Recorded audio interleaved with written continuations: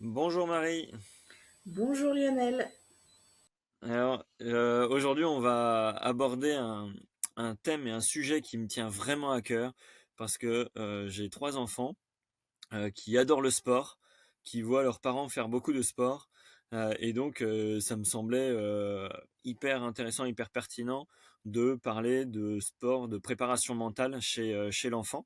Alors, tu es la personne idéale parce que tu fais de la préparation mentale avec des enfants et des adolescents. Mais au-delà de la préparation mentale dans le sport, tu les accompagnes aussi dans d'autres problématiques de la vie. Et ça, c'est des problématiques qui me touchent beaucoup parce qu'en fait, moi, j'ai vraiment à cœur de les accompagner le mieux possible dans leur vie, de les faire grandir en grande autonomie, etc. Et de les accompagner dans le sport. Et ça va faire partie d'une question, mais on l'abordera après. C'est surtout euh, comment ne pas trop les accompagner, trop les pousser alors que peut-être eux ils ont plus envie, ou comment ne pas se projeter moi-même en disant bah ok moi j'ai pas fait carrière dans le sport parce que si parce que ça et parce que la vie et eux ouais peut-être qu'ils pourraient faire quelque chose parce que bah, on voit que il y en a qui courent vite, il y en a qui s'intéressent, il y en a ouais, qu'ils ont peut-être des certaines capacités. Mais d'un autre côté, je peux aussi me dire que moi, mes enfants, ils sont tous beaux, tous merveilleux, etc., trop forts, les meilleurs partout, etc. Et donc, je veux pas me tromper moi non plus. Donc, on va être comme ça, un peu sur un fil, à se dire, ok, comment moi, en tant que parent, je peux réagir? Ok, comment je peux être sensible à l'enfant, à ses besoins, à ses envies? Et donc, avant de répondre à toutes ces questions-là, j'aimerais que tu te présentes à nos auditeurs, s'il te plaît. Ok. Donc moi je suis Marie, je vis à Clermont-Ferrand depuis une quinzaine d'années maintenant. Je suis d'origine dijonnaise, donc j'ai fait mes études à Dijon en lettres modernes et puis en français langue étrangère, ce qui m'a permis de travailler avec des jeunes à l'étranger et en France. Et puis, je travaille maintenant depuis un peu plus de 25 ans dans le domaine de l'accompagnement. Donc, ça passe par l'enseignement du français langue étrangère, l'insertion sociale et professionnelle, la formation à distance. J'ai fait de l'alternance aussi. Et puis, en ce moment, je travaille avec des conseillers en insertion pro. Voilà, avec différentes casquettes formatrices, sophrologue et préparatrice mentale. Voilà, c'est vraiment un, un cumul de casquettes, mais qui me convient bien et puis qui me permet de m'éclater avec plein de publics différents et différentes approches. Ouais. J'ai toujours bossé avec des jeunes. Alors j'ai vieilli, mais j'ai continué de bosser avec des jeunes. Trop bien, mais c'est pas incompatible, on voit. Ah Top, non. super. Bah, écoute, dans tous les épisodes que je fais dans le pouvoir du mental, on a une organisation en trois parties, c'est-à-dire la préparation d'un événement sportif qui a changé la vie de l'athlète, euh, pendant l'événement, pendant la course, pendant la compétition, et puis l'après. Et donc, c'est tout trouvé. Et donc, j'en viens à ma première question en fait, à partir de quel moment on peut commencer à parler de préparation mentale chez l'enfant, chez l'adolescent, qui s'intéresse au sport, en fait. Alors moi au début je me disais qu'avec les enfants c'était trop petit, peut-être parce que j'étais pas forcément à l'aise et que j'avais plus l'habitude des ados et des jeunes adultes. Et puis cette année j'ai eu, puis même avant avec la sophro, j'ai eu l'occasion d'accompagner des enfants mais des tout petits, hein, à partir de 6 7 ans. Et l'année dernière j'ai accompagné un petit garçon de 9 ans qui faisait du foot, pour qui c'était pas facile en fait de trouver sa place. Et je me suis dit allez j'essaye et le la connexion s'est bien faite et je me suis dit que finalement vers 8 9 ans 10 ans s'il y avait une maturité suffisante et puis une envie aussi d'être accompagnée, eh ben c'était possible. Et je regrette pas du tout d'avoir tenté et je suis convaincue que ça peut marcher vraiment bien. D'accord. Et est-ce que, du coup, tu utilises les mêmes outils ou tu es sur des outils qui sont diamétralement opposé aux outils de préparation mentale chez l'adulte. Je dirais que c'est plus sur les modalités que ça va changer. On va être vraiment sur quelque chose d'un peu plus ludique. Mhm. Euh, et même si j'utilise des outils, moi, en prépa mentale, enfin, le meilleur outil, c'est la personne, en fait, que tu accompagnes. Euh, donc, comment il va euh, t'expliquer les choses. Enfin, c'est vraiment sur les échanges aussi que je vais me baser. Et puis après, pas mal l'écriture, le dessin, être dans le mouvement, travailler avec des images aussi. Voilà. Puis les enfants, ça marche bien, hein, tout ce qui est respiration, projection, visualisation. Enfin, ils ont vraiment ces capacités-là que nous, on a tendance à perdre un petit peu avec l'âge adulte. Ouais, c'est vrai qu'on on pense tout de suite à des fois des réflexions très profondes ou pouvoir retourner une situation ou s'imaginer comment ça aurait pu être différent. Mais déjà des outils comme la visualisation, des exercices de respiration, ça peut déjà être très très très puissant. Et quelle est la place du parent dans tout ça? Est-ce que c'est l'enfant qui va dire, OK, moi je pense que j'ai besoin? Est-ce que c'est le parent qui dit, bah écoute, là, voilà, peut-être que là, tu aurais besoin d'un accompagnement sur cette partie-là pas de la vie, mais voilà, de ta performance, de ton sport. Comment est-ce que tu vois la chose? Bah là, j'ai vraiment pu observer les deux situations, c'est-à-dire les parents qui me sollicitent, mais sans forcément avoir validé en amont, échangé avec leurs enfants. Alors parfois, c'est un peu compliqué cette situation-là. Et pour reprendre l'exemple du petit garçon, là, le premier que j'ai accompagné avec l'APM, c'est lui qui a dit à son père, papa, je veux que tu m'aides, je veux qu'on m'aide, j'ai besoin d'aide. Euh, Ok. et moi, j'avais rencontré son père dans d'autres circonstances où justement je faisais de la prépa mentale avec des jeunes adultes et il avait gardé le souvenir que ça avait bien marché, donc il m'a présenté son fils. Euh, et moi, je propose toujours un premier entretien pour faire connaissance avec l'enfant. Avec Donc, l'enfant, ouais. Bah, déjà, ouais, s'il y a 9 ans, il est capable de prendre du recul et de se c'est dire, ça. papa aide-moi, papa ou maman aide-moi Ouais, sur cette partie-là, c'est qu'il y a une certaine maturité déjà. c'est ça. Et j'accueille les deux, on discute, je me présente, j'explique un petit peu comment je travaille. Alors, je sais pas si j'ai beaucoup d'humour, mais en tout cas, je suis quelqu'un qui aime bien rire, mettre les gens à l'aise. Donc souvent, enfin, il n'y a pas de différence ou de côté descendant, tu vois, ou de sachant. Donc les enfants ont tendance à me tutoyer tout de suite et à être à l'aise. Et puis euh, après, je m'entretiens seulement avec les enfants pour qu'ils me racontent pourquoi ils sont là, s'ils savent pourquoi ils sont là, qu'est-ce qu'ils ont envie d'améliorer, qu'est-ce qui va pas, qu'est-ce qui est difficile. Mm. D'accord, c'est comme ça que tu procèdes déjà en entretien préalable au coaching. C'est Et ça. t'as remarqué quoi comme enjeu, comme problématique? Est-ce que tout de suite c'est je rêve en grand, j'ai 9 10 ans, j'ai vu les JO en 2024 à Paris et je veux faire les JO? Ou est-ce que tu es sur des problématiques plus terre à terre, de gestion de stress par exemple, de peur?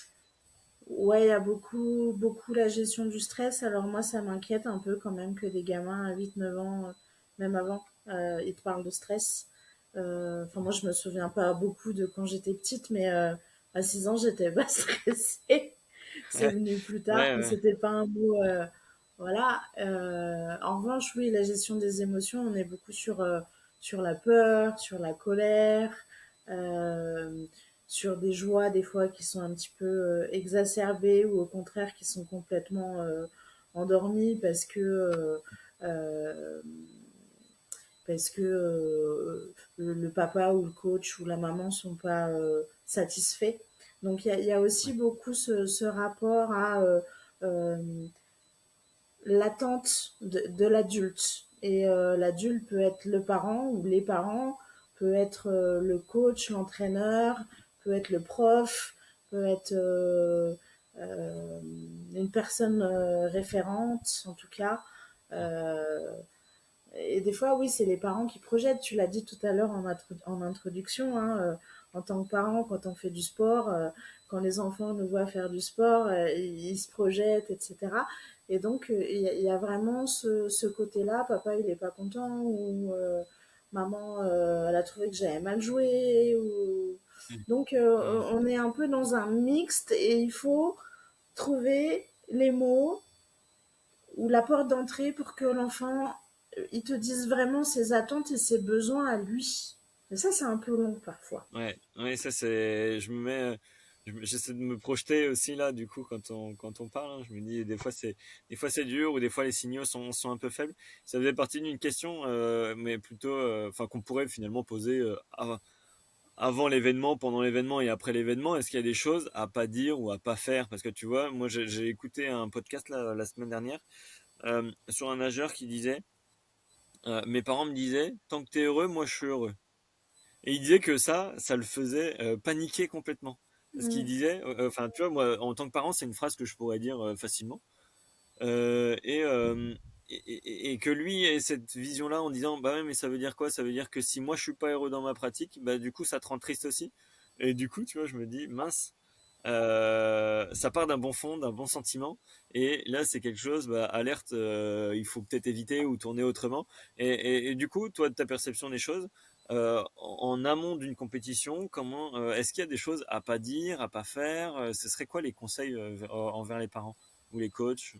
Ah, y a pas de baguette magique, malheureusement, on saurait bien, mais et je pense que ça va dépendre des enfants. C'est un peu comme nous, hein. Des fois, on a besoin du coup de pied aux fesses, ou alors des fois, on a besoin de douceur.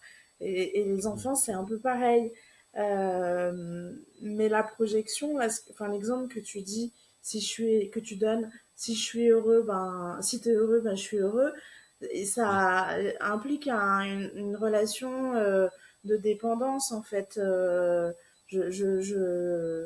Je suis pas moi et je suis pas à ma place et je fais ça pour quelqu'un d'autre. Donc, ouais, amener les enfants à identifier pourquoi ils font du sport. ok, Euh, Ça se trouve, ils font du sport parce que les parents font du sport et que ça leur plaît, mais ça ouais, se trouve, ils vont peut-être faire de la musique ou du cirque ou une autre activité. Donc, il y a aussi ces questions-là à se poser. Est-ce que toi, ça te plaît d'aller tous les jours à l'entraînement ou voilà, qu'est-ce que tu en penses? Euh, donc, il y a à la fois les formulations très positives, comme tu l'as dit, et aussi les formulations qui sont dures, hein, t'aurais pu mieux faire, j'attendais mieux de toi, je suis ouais, déçue. Euh, Il y a pas mal de parents qui font un peu ça aussi sous la forme de l'humour. ouais, Alors, mm, c'est pas des fins méchantes, hein, parce que les parents, ouais, ils veulent pas être méchants ou mal faire avec leurs enfants, mais et des fois, ça vient blesser, en fait, plutôt que de rassurer ou d'encourager. Euh, ouais, et tu parles de l'avant, il y a aussi pendant. ouais, Enfin, je te parle de l'exemple du foot parce que j'accompagne beaucoup de personnes, hommes ou femmes, qui font du foot ou enfants aussi. Et de regarder aussi les réactions des parents. Euh, c'est dur d'être neutre, mais je pense qu'une certaine forme de neutralité euh, peut adoucir les choses. comme tu disais au début, il n'y a pas de bonne réponse en fait. Mm, C'est juste, c'est un peu du bon sens, mais il faut pas non plus s'effacer soi-même.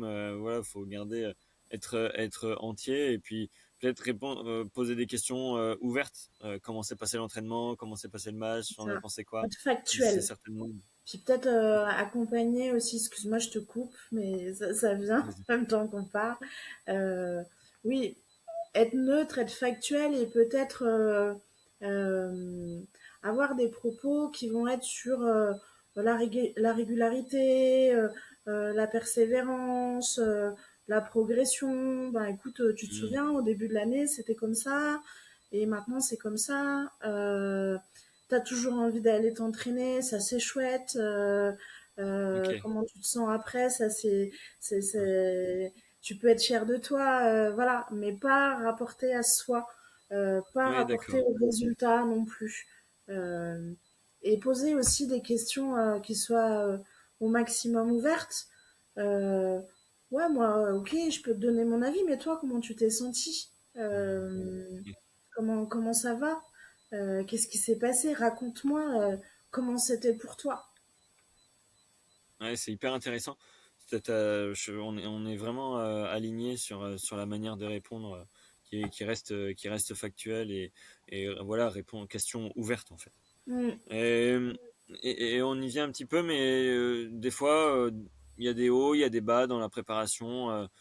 Comment est-ce que si on voulait aider les coachs, les parents, comment est-ce qu'on peut déterminer si on est juste sur une baisse de motivation qui est un peu passagère parce que à l'école c'est un peu dur, parce qu'il y a beaucoup de devoirs, parce qu'il est fatigué, etc. Ou c'est vraiment passager et une perte de plaisir profonde parce que tu vois quand on est en novembre, décembre, janvier, l'enfant il a peut-être plus envie d'aller au rugby le Mm. mercredi, il a peut-être pas envie d'aller sous la pluie s'entraîner au foot. Mais il y a toujours ce truc où moi j'ai été élevé comme ça, c'est ok, on a payé la licence pour l'année, tu fais jusqu'à la fin de l'année. Et du coup tu te dis bah mince en fait si toutes les semaines ou si à chaque entraînement il a vraiment pas envie d'y aller il faut le traîner et puis après il a pas non plus plaisir, tu vois, on n'a pas envie non plus de se mettre dans le truc de bah vas-y tu vas encore faire pendant 6 mois et ça va te dégoûter du truc. Comment donc on détecte qu'on est sur une baisse de motivation qui est plutôt passagère ou plutôt quelque chose qui est plus profond? Bah, comme tu dis, les périodes hivernales sont pas forcément propices à la motivation parce qu'il y a plus de fatigue et que la fatigue, elle perturbe aussi la gestion des émotions. Enfin, les deux sont très liés. Si tu es fatigué, tu gères moins bien tes émotions. Et puis si tu gères moins bien tes émotions, bah, ça te prend beaucoup d'énergie. Donc Ouais, enfin, les deux sont hyper connectés. Euh, mais en fait, on est peut-être plus attentif, comme tu dis, en période où il fait pas beau, où il pleut, surtout quand tu fais des sports qui sont en extérieur. Mais je pense que il y a aussi des indices à des moments où, entre guillemets, tout va très bien. Euh, donc ça va être oui, comme peut-être quoi? des changements d'attitude, comme tu disais tout à l'heure, le sommeil, peut-être des attitudes aussi à l'école qui vont être différentes, des disputes avec les copains. Euh, En fait, Ouais, des changements perceptibles dans l'attitude quotidienne. Tu vois, tu as un enfant qui est super joyeux tout le temps.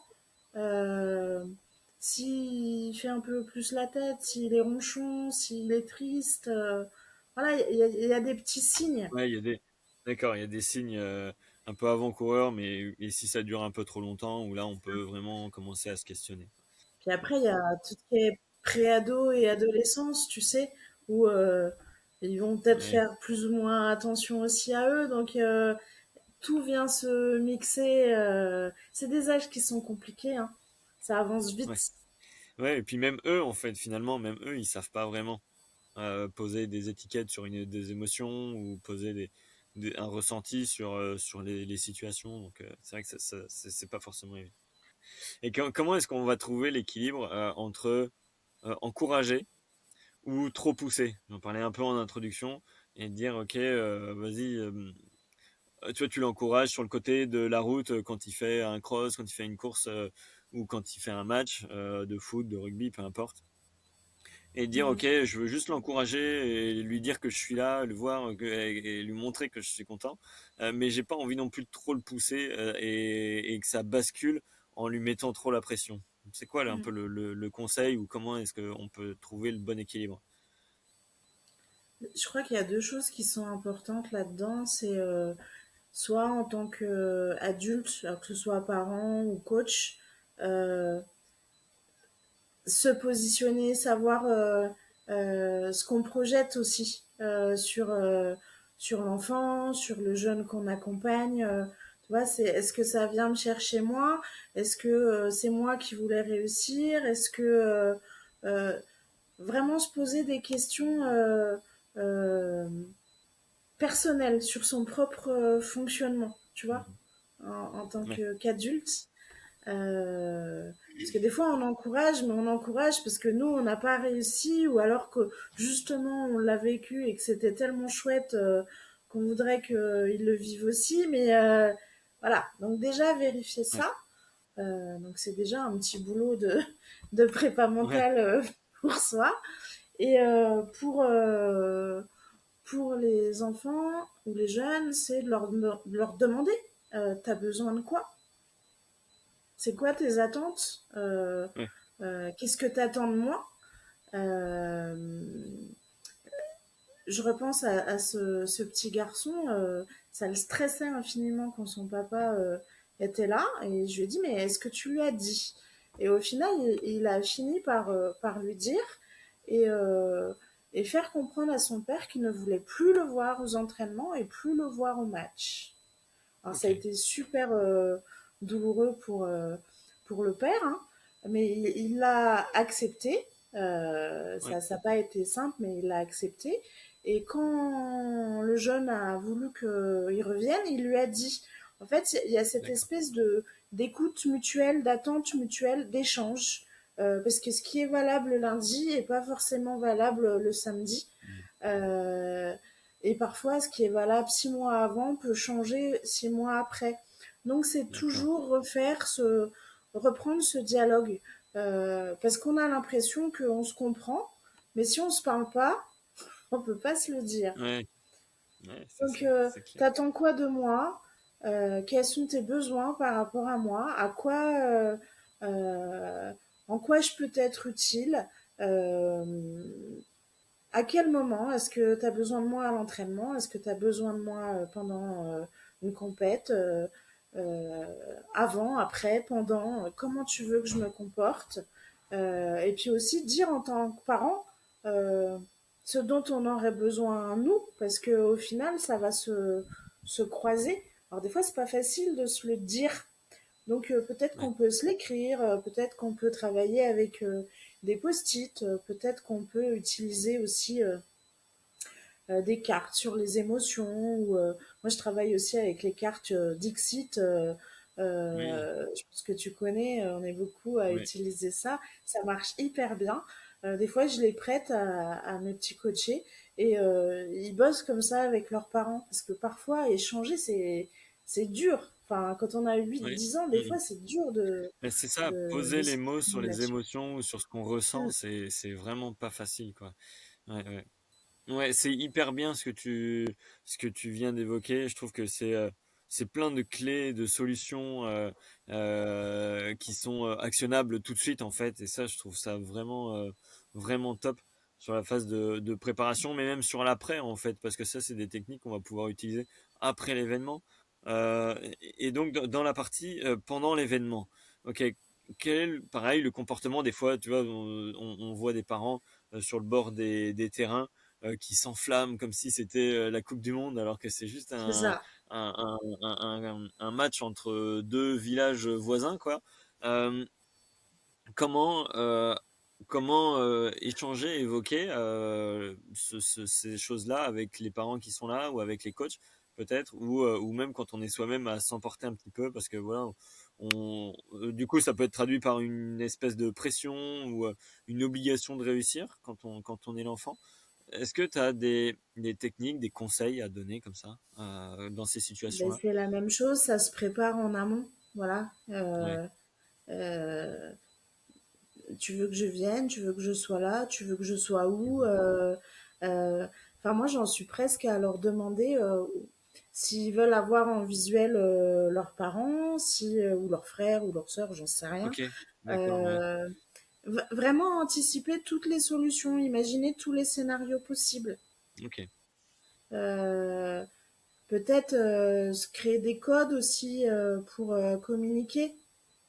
ouais, Euh, c'est ça, où je fais un geste si je veux pas que tu réagisses, ou voilà, vraiment ok, anticiper tous ouais, les que, scénarios. Et je pense qu'avec avec les ados, avec les jeunes, ça peut être bien d'avoir ouais, des petits codes comme ça, des réflexes, des choses qui sont récurrentes sur lesquelles on peut s'appuyer. Oui, c'est ça, donner à l'enfant en fait des clés, un petit geste, un petit geste qui permettrait de faire genre un espèce d'ancrage peut-être, un ancrage de reconcentration et qui serait interprété par un parent comme arrête de me déranger quoi. Ok, ça C'est c'est pas mal. ça. Top. Tu parles Vas-y. d'ancrage, je me dis pourquoi pas avoir un ancrage commun à un moment donné. Hmm.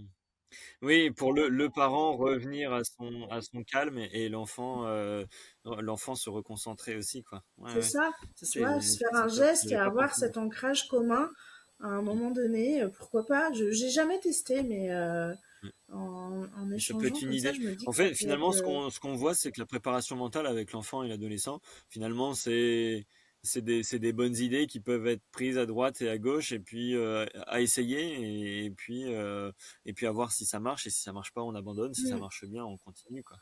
Top. ça. Bon, et maintenant, si on se positionne sur l'après, tu vois, l'après-événement. L'après-événement, imaginons, bah, il y a deux possibilités, on va dire, si on voit tout blanc ou tout noir. Euh, Admettons, on est dans une phase d'échec. Il y a eu une défaite. Il y a pas eu victoire, il n'y a pas eu médaille, il n'y a pas eu podium, il y a pas, en tout cas, l'objectif semble pas être atteint. Comment est-ce que, en tant que parent ou que de coach, on doit réagir par rapport à ça, dans cette situation-là? Ça coupe un peu. Alors, je pense que j'ai compris ta question, mais euh, je vais te répondre toujours un peu dans le même esprit, c'est-à-dire de faire parler l'enfant ou l'ado. Voilà, comment tu te sens. Et ça va sûrement être très très négatif et très désagréable pour lui, mais je pense que ça permet aussi de déposer les choses. Et après, peut-être pas tout de suite, mais revenir à du factuel. Ok, le résultat est pas celui que tu voulais, j'entends. Ça s'est pas passé comme tu voulais, ok. Factuellement, qu'est-ce qui s'est passé? Euh, Qu'est-ce que tu as réussi? Euh, Qu'est-ce que tu as raté? Et d'essayer à chaque fois d'analyser euh, les choses en faisant s'exprimer et, euh, et de le faire identifier, bah, qu'est-ce que tu as appris de ça? Que ce soit agréable ou désagréable en fait. Oui. Oui, donc finalement, que ce soit une victoire ou une défaite, finalement, la réaction, elle est à peu près pareille. C'est qu'est-ce que tu as bien fait, qu'est-ce que tu as moins bien fait, qu'est-ce que tu veux corriger. Et au final, c'est un peu comme chez les adultes. Mm, Peut-être que chez l'enfant, ça peut être plus imagé, comme tu disais, avec les cartes Dixit, avec des dessins ou voilà, avec un petit carnet. Mais ça peut être aussi une idée d'avoir un espèce de journal intime ou de petit carnet des réussites ou voilà, des choses à améliorer. c'est Ouais. ça. Je l'ai fait beaucoup travailler avec des carnets de bord, hein. Enfin, c'est souvent un petit carnet et ils notent leurs émotions, ils notent des petites réussites. Voilà, des fois, je leur demande de me le partager s'ils en ont envie. Euh, mais c'est vraiment les laisser déposer tout ce qu'ils pensent sans que nous, en tant qu'adultes, on vienne euh, dire ah bah oui, ça c'est bien ce qui me semblait ou ah mais je savais que tu allais réagir comme ça. Ça, on s'en fiche à la rigueur de nous, comment on vit le truc. C'est vraiment l'enfant, comment il va interpréter ce qui s'est passé, vivre ce qui s'est passé et identifier petit à petit aussi les émotions que ça génère. Pour finir cet épisode, est-ce que tu pourrais donner un dernier conseil pour les parents, pour les coachs, pour les adultes accompagnants, de comment est-ce que, ou quel piège dans lesquels ne pas tomber, ou comment est-ce que on peut accompagner au mieux l'enfant? Wow, c'est dur ça comme question. Un seul conseil. Euh, oui, de faire Bah, ses... un seul conseil ou une erreur à pas faire, quoi. Ouais. Bah, alors le conseil, ce serait bah, d'écouter et de laisser la personne, l'enfant s'exprimer euh, tel qu'il a ressenti les choses, lui, pas comme nous, on voudrait qu'il les ait ressenties ou comme on imagine. voilà, et vraiment rester sur le présent, euh, le temps de le laisser débriefer, quoi, pour que il puisse identifier, comprendre ses émotions, comprendre ce qui s'est passé, et à un moment avoir de l'analyse derrière. Mais si on fait pas ce boulot-là d'accueil, c'est compliqué d'avoir autre chose derrière. C'est ça, et puis sans jugement, quoi. Sans jugement, c'est des fois pas facile parce que le jugement, il peut être sous forme d'un regard, un geste, un mot. Et ça, c'est pas forcément évident.